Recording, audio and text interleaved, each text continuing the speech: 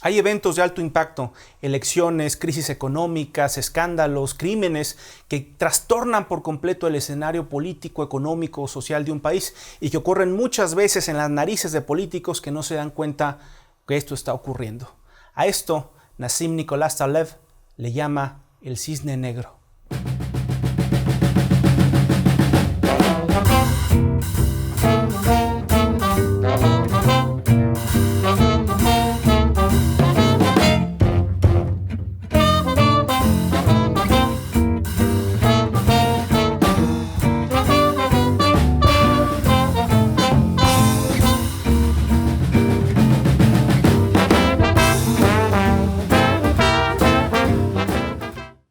Hace unos días mi papá me pidió que le prestara este libro de Nassim Nicolás Taleb, El cisne negro, que es un libro que ya habíamos comentado cuando platicamos de Pensar rápido, pensar despacio, del premio Nobel de Economía Daniel Kahneman, que lo menciona varias veces en el texto y que me parece la razón por la que terminé leyéndolo en su momento. Así que antes de prestarlo quise comentarlo con ustedes porque nos habla de esos hechos que trastornan todo y que nadie ve en política hasta que hayan ocurrido.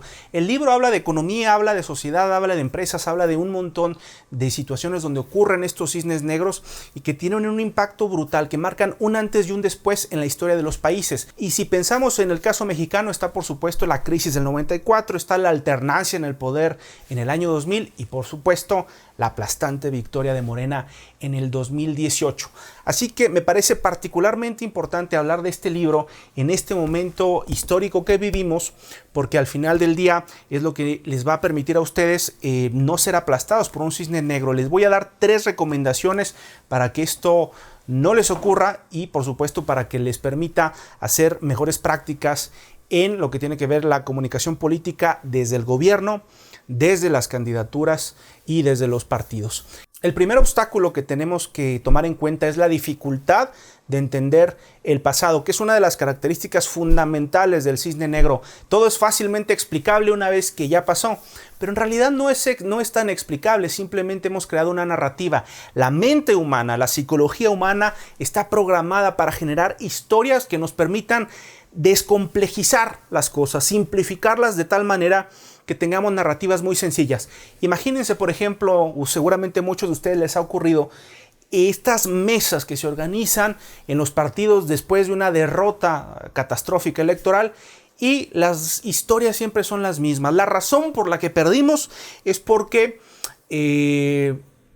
los contrincantes compraron una gran cantidad de voto, o nos traicionó cierto líder político, o la gente simplemente fue engañada. Es decir, explicaciones sencillas a problemas sumamente complejos. Esta es la falacia narrativa. Lo que vamos a hacer a continuación, las personas, es encontrar información para seguir pensando lo mismo. Taleb va un poco más allá, le llama empirismo ingenuo, esta tendencia incluso inconsciente de estar buscando información para seguir pensando exactamente lo mismo, para que mis convicciones no se muevan y esa historia siga siendo la historia oficial que yo me cuento y que conforme pase el tiempo simplemente voy fortaleciendo con nuevos datos. Aquí Taleb es particularmente crítico de los historiadores, que son los grandes simplificadores de los hechos de la humanidad. Y es un punto muy importante de tomar en cuenta porque cuando miramos hacia el pasado tratamos de pensar que la historia se repite. La historia no se repite. Lo que sí se repite es nuestra tendencia de encontrar patrones en el pasado, traerlos al presente para proyectarlos hacia el futuro. Nos gusta simplificar las cosas, pero como dice Taleb, no todo lo que se ve es todo lo que está. El segundo gran obstáculo que enfrentamos en política para entender el mercado electoral o el escenario es la dificultad para entender la realidad. No conocemos la enorme complejidad de los procesos, de los elementos y el impacto de lo aleatorio en los procesos políticos y normalmente lo enfrentamos con mayor cantidad de conocimiento. Si ustedes observan los programas académicos, sobre todo de posgrados, lo que van encontrando es cada vez un área de conocimiento más restringida, más especializada. Cuando vemos una fotografía panorámica a través de una lupa, pues se pierde gran parte del detalle y por supuesto pasa por lado nuestro los cisnes negros. Uno de los grandes problemas del conocimiento es que va asociado a mayor confianza. Es decir, entre más conocimiento tengo, entre mayor cantidad de credenciales académicas tengo, mayores grados, entre más diplomados y cursos y conferencias he ido, entonces asumo que ese conocimiento es cada vez más valioso y me genera una confianza falsa porque ignoro todo aquello que está fuera, digamos, de ese campo en el que yo me he especializado o de lo que yo he estudiado. Y por lo tanto, suceden los cisnes negros. Esto es particularmente importante entenderlo para aquellos políticos senior, para aquellos políticos que ya están en las cúpulas, en sus partidos, en sus gobiernos, porque así como la experiencia puede servir para aplicarla a determinados casos, también puede ser una maldición si la utilizamos para tratar de ignorar aquello que no conocemos. Como bien dice Taleb en torno a los límites del conocimiento humano, no conocemos lo que no sabemos, es decir, desconocemos la dimensión de nuestra ignorancia. El tercer gran obstáculo que enfrentamos es posiblemente el que más estresa a la mayoría de los políticos, sobre todo aquellos que ya están encumbrados y quieren avanzar, que es la dificultad para predecir el futuro.